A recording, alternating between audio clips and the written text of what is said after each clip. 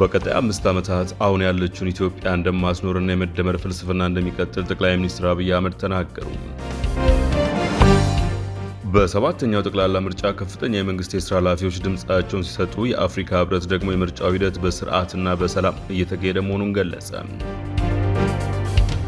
በኢትዮጵያ የመንግስት ስልጣን የሚያዝበት መንገድ በጦር መሳሪያ ነበር ሲሉ የአማራ ክልል ፕሬዝዳንት አረጋ ከበደ ገለጹ። ለቀረበው የተኩስ ማቆም ስምምነት ትራምፕ ማሻሻያዎችን ሲጠይቁ አሜሪካና ኢራን በድጋሚ የተኩስ ልውውጥ አደረጉ። ጤና ይስጥልን አዲስ ማለዳ ተከታታዮች፣ ዕለታዊ ዜናችን ተጀምሯል። በመግቢያችን ላይ ያስተዋወቅናችሁን ጨምሮ ሌሎች ዘገባዎችን ይዘናል። አብረን እንቆይ። በቀጣይ 5 ዓመታት አሁን ያለች ኢትዮጵያ እንደማትኖርና የመደመር ፍልስፍና እንደሚቀጥል ጠቅላይ ሚኒስትር አብይ አህመድ ተናገሩ። በሰባተኛው ጠቅላላ ምርጫ ድምጻቸውን ለመስጠት በበሻሻ ጎማ 2 ሃሮ ምርጫ ጣቢያ የተገኙት ጠቅላይ ሚኒስትር አብይ አሁን ላይ እሳቸውን የሚያሳስባቸው ጉዳይ መራጩ ህዝብ ሳይሆን የተመራጩ ጉዳይ መሆኑን ተናግረዋል። እኔን ዛሬ የሚያሳስበኝ መራጩ ሳይሆን ተመራጩ ነው ያሉት ጠቅላይ ሚኒስትሩ ተመራጮች በህዝብ ዘንድ ቃላቸውን ይፈጽማሉ ወይ በሚለው ላይ ያላቸውን አመኔታ ግን ጥያቄው ሰው መክተት ዝግጁነቱ ምን ያህል ነው ሲሉ አንስተዋል። ጠቅላይ ሚኒስትሩ እድሉን አግኝተው ቢመረጡ እንኳን ህዝቡን በምን ልካሰው የሚለው እንደሚያሳስባቸው ገልጸዋል። አክለውም ስለ ሰላም ሲያነሱ ብንመረጥም ባንመረጥም ለሰላም ለአንድነት የምንሰራ ይመስለኛል ሲሉ አንስተዋል። ጠቅላይ ሚኒስትር አብይ ድምጻቸውን ከሰጡ በኋላ ለጋዜጠኞች በሰጡት ቃል ማህበረሰቡ እጩዎችን ከመረጠ በኋላ የተመረጡ ሰዎች ህዝቡ በጠበቃቸው ልክ በመታመን እጃቸው ልባቸው ንጹህ ሆኖ ደከመን ታከተን ሳይሉ ይህን ሀገር ታሪክ የሚቀይሩና የህዝብን ውለታ ለመክፈል ዝግጁነታቸው ምን ያህል ነው ሲሉ ጠይቀዋል። እልህ፣ ቁጣ፣ ክርክር አሸንፋለሁና እሸነፋለሁ ሳይሆን ያመነንን ህዝብ እንዴት አገለግላለሁ፣ ህይወቱን እቀይራለሁ የሚለው ነው ሲሉ ጠቅላዩ ማብራሪያ ሰጥተዋል። ጠቅላይ ሚኒስትር አብይ ሰፋ ያለ ማብራሪያ የሰጡ ሲሆን የሀገሪቱን ወደፊት እድሏን በመዳሰስ ዛሬ ላይ የምትታይ ኢትዮጵያ ነገ ላይ እንደማትኖር በመግለጽ እርሳቸው የሚያራምዱት የመደመር ፍልስፍናን ደግሞ ህዝቡ አምኖ ስልጣን የሚሰጣቸው ከሆነ እንደሚያስቀጥሉ ጠቁመዋል። ከተደመርነው በላይ መደመር አለብን በማለትም ገልጸዋል። ምርጫ ለአንድ ሀገር ወሳኝ ነው ያሉት ጠቅላይ ሚኒስትሩ በሚመርጡበት ቦታ ሲደርሱም የህዝቡ አቀባበል ይለይ እንደነበረም ገልጸዋል። አክለውም አሁን ላይ ያለች ኢትዮጵያ የሚቀጥሉት 5 ዓመታት አትኖርም በማለት ለወደፊት ብዙ ስራና የታሪክ ጥፋቶች እንደሚመጡም ተናግረዋል። እኔ ዛሬ የሚያሳስበኝ ከመራጩ በላይ ተመራጩ ነው። ይሄ ህዝብ በቁርጠኝነት ሚሻውን ወስኖ በዲሞክራሲያዊ መንገድ ከመረጠ በኋላ የተመረጡ ሰዎች በዚያ ልክ ታምነው እጃቸው ልባቸው ንጹህ ሆነው ደከመን ታከተን ሳይሉ ሰርተው ይሄን ሀገር ታሪክ የመቀየር የዚህን ታላቅ ህዝብ ውለታ የመክፈል ዝግጁነታቸው ምን ያክል ነው? እልህ፣ ቁጣ፣ ክርክር አሸንፋለሁ ሳይሆን ያመንን የታመንን ራሱን የሰጠን ህዝብ እንዴት አገልግለው ህይወቱን ይነካሉ ይቀይራሉ የሚለው ጉዳይ ይበልጥ ያሳስበኛል። በእኔ እምነት ዛሬና የዛሬ 5 ዓመት ኢትዮጵያ አንድ አይደለችም። ይሄ 5 ዓመት የኢትዮጵያ በርካታ የታሪክ ጥፋት የሚታይበት 5 ዓመት ነው። ይሄ 5 ዓመት እስካሁን ከሰራነው በላይ መድከም ይጠይቃል። እስካሁን ከለፋነው በላይ መልፋት ይጠይቃል። እስካሁን ካሰብነው በላይ ማሰብ ይጠይቃል። እስካሁን ከተደመርነው በላይ መደመር ይጠይቃል። ትናንትናዋ ኢትዮጵያ በሚቀጥለው 5 ዓመት አናያትም። የተቀየረች የተለወጠች ቢያንስ የማትለምን ራሷን ችላ የምትቆም በከባቢው አንከር የሆነች ሀገር ለማየት ብዙ ልፋት፣ ብዙ ድካም፣ ብዙ ስራ ይፈልጋል። እነዚህ እንመረጥ ባዮች ከየትኛውም ወገን ይሁኑ ይህ ታላቅ ኃላፊነት ገብቷቸው ዝግጁ መሆናቸው ያሳስበኛል። እኔ በግል ያሳስበኛል። እስካሁን ከሰራሁት በላይ የዚህ ህዝብ ይሁንታ ባገኝና ብመረጥ ምን አድርጌ ነው የምከሰው የሚለው ጉዳይ ያሳስበኛልና ተመራጮች ታላቅ ኃላፊነት እንዳለባቸው አውቀው ቢሰናዱ መልካም ነው ላለው አብይ አክሎም ያለፉት 5 ዓመታት በርካታ ለውጥ የታዩባት ሀገር ነበረች ያሉ ሲሆን ለወደፊት ደግሞ የተቀየረችና ቢያንስ የማትለምን ራሷን ችላ የምትቆም ሀገር መሆን አለባትም ብለዋል። በአገሪቱ ዲሞክራሲያዊ ምርጫ እንዳይደረግም ታሪካዊ ጠላቶች ያሏቸው ኃይሎች አሰልፈውብናል ሲሉ ተደምጠዋል። ምርጫው እንዳይደናቀፍ መቶዎች የሚቆጠሩም በከተማ የተበተኑ ቦምቦችንም ለቅመናል ሲሉ ተደምጠዋል። ይህ ምርጫ እንዲደናቀፍ በመቶዎች የሚቆጠሩ ቦምቦች በየከተማው እኮ ስለቅም ኖረናል። ሰው የራሱን ወገን የራሱን ወንድም ማን ላይ እንደሚያርፍ ሳያቅ እንደው ረበሽኩ ለማለት ብቻ ከሆነ ሀገር የተላከለትን ቦምብ ይዞ በየከተማው መሄድ ይሄ ጤነኛ የትግል ስልት አይደለም። ያ ቦምብ ልጅህን፣ እናትህን፣ ወንድምህን፣ እህትህን ሊገል ይችላል።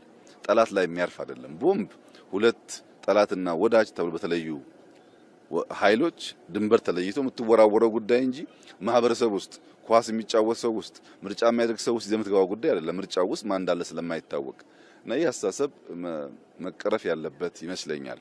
የባንዳነት ተላላኪነት፣ ለጥቂት ጥቅም ሲባል ታዛዥነት፣ ካልቀጠቀጥክ ካልገረፍክ በስተቀር በንግግር ያለማመን በሽታ መፈታት ያለበት ይመስለኛል።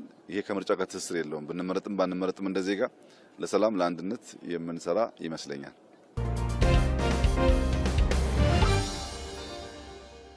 በሰባተኛው ጠቅላላ ምርጫ ከፍተኛ የመንግስት የስራ ኃላፊዎች ድምጻቸውን ሲሰጡ የአፍሪካ ህብረት ደግሞ የምርጫው ሂደት በስርዓትና በሰላም እየተካሄደ መሆኑን ገለጸ።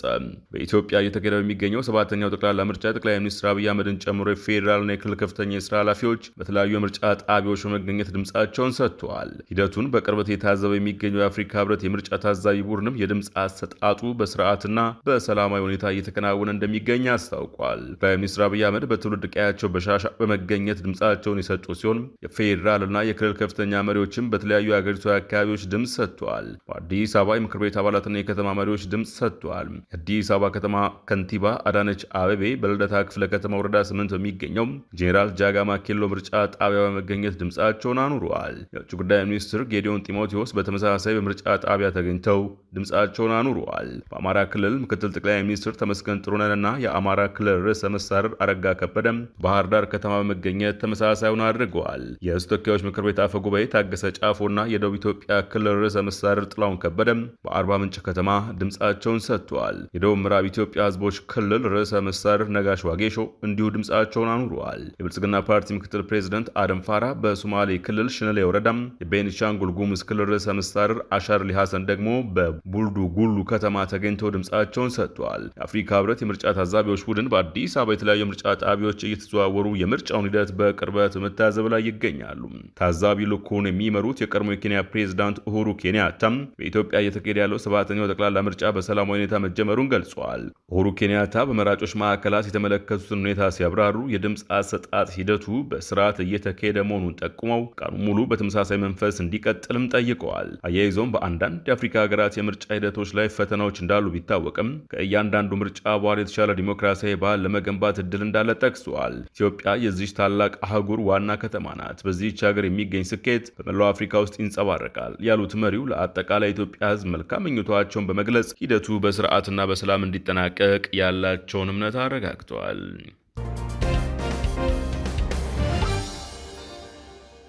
በኢትዮጵያ የመንግስት ስልጣን የሚያዝበት መንገድ በጦር መሳሪያ ነበር ሲሉ የአማራ ክልል ፕሬዝዳንት አረጋ ከበደ ገለጹ።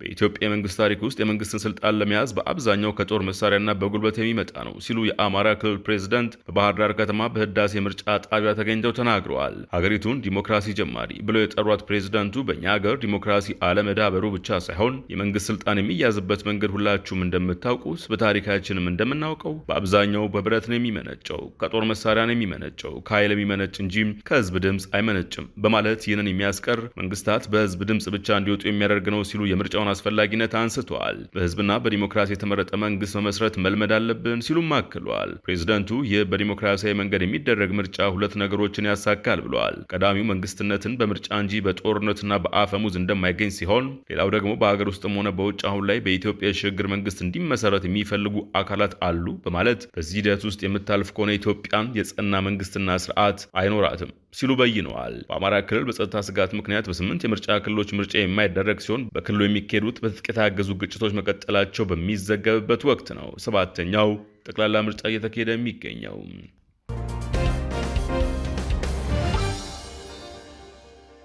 ለቀረበው የተኩስ ማቆም ስምምነት ትራምፕ ማሻሻያዎችን ሲጠይቁ አሜሪካና ኢራን በድጋሚ የተኩስ ልውውጥ አደረጉ። የቀረበውን የተኩስ አቁም ስምምነት ለማራዘም እና የሆርሙዝ ወሽመጥን ለመክፈት የቀረበውን ሐሳብ ፕሬዚደንት ዶናልድ ትራምፕ ማሻሻያዎችን በማድረጋቸው አሜሪካ ቅዳሜና እሁድ በኢራን ውስጥ የራስን መከላከል ያለችውን ጥቃቶች ፈጽማለች። በኢራን የተፈጸሙት ጥቃቶች የኢራንን ራዳር፣ የእዝ እና የቁጥጥር ማዕከላት ላይ ያነጣጠሩ ነበሩ። የአሜሪካ ማዕከላዊ እዝ እሁድ ምሽት በሰጠው መግለጫም ጥቃቱ በዓለም አቀፍ የውሃ ክልል ላይ የበረረች የነበረችን የአሜሪካን MQ-1 ድሮን መጣልን ጨምሮ ለተፈጸሙት የኢራን ጠባጫሪ ድርጊቶች የተሰጠ ምላሽ መሆኑን ገልጿል። የአሜሪካ ተዋጊ አውሮፕላኖች በክልሉ ውሃ ላይ በሚንቀሳቀሱ መርከቦች ላይ ግልጽ ስጋት የፈጠሩትን የኢራንን የአየር መከላከያዎችን፣ የየብስ መቆጣጠሪያ ጣቢያንና 2 ባለ አንድ አቅጣጫ ተወርዋሪ ድሮኖችን በፍጥነት በማጥፋት ምላሽ ሰጥቷል ብሏል ማዕከላዊ እዙ። በሌላ በኩል የኢራን እስላማዊ አብዮታዊ ዘብ በኢራን ሲሪክ ደሴት ላይ በሚገኝ የኮሚኒኬሽን ማማ ላይ ጥቃት ለመሰንዘር አገልግሏል የተባለውን የአሜሪካ አየር ጦር ሰፈር መምታቱን በርካታ የኢራን የመንግስት መገናኛ ብዙሃን የዘገቡበትን መግለጫ ጠቅሶ አስታውቋል። መግለጫው የትኛውን የአየር ጦር ሰፈር እንደመታ ባይገልጽም ማስታወቂያ የወጣው ኩዌት የተሰነዘሩባትን የድሮንና የሚሳኤል ጥቃቶችን መመከቷን ካስታወቀች በኋላ ነው። ኢራንና አሜሪካ በሚያዝያ ወር መጀመሪያ ላይ ያልተረጋጋው የተኩስ አቁም ስምምነታቸው ከተጀመረበት ጊዜ አንስቶ በተደጋጋሚ የተኩስ ልውውጥ አድርገዋል። ይህም ባለፈው ሳምንት ኩዌት ከኢራን በሚሳኤልና በድሮን ጥቃት እንደደረሰባት የገለጸችበትን ያጠቃልላል። እነዚህ ግጭቶች ቀጠናውን ያናወጡ ቢሆንም እስካሁን ድረስ የተኩስ አቁም ስምምነቱ እንዲፈርስ አላደረጉም። ዕለታዊ ዜናችን በዚሁ ተጠናቀቀ። አዲስ ማለዳን ሰብስክራይብ ማድረግ አይዘንጉ። ጤና ይስጥልን።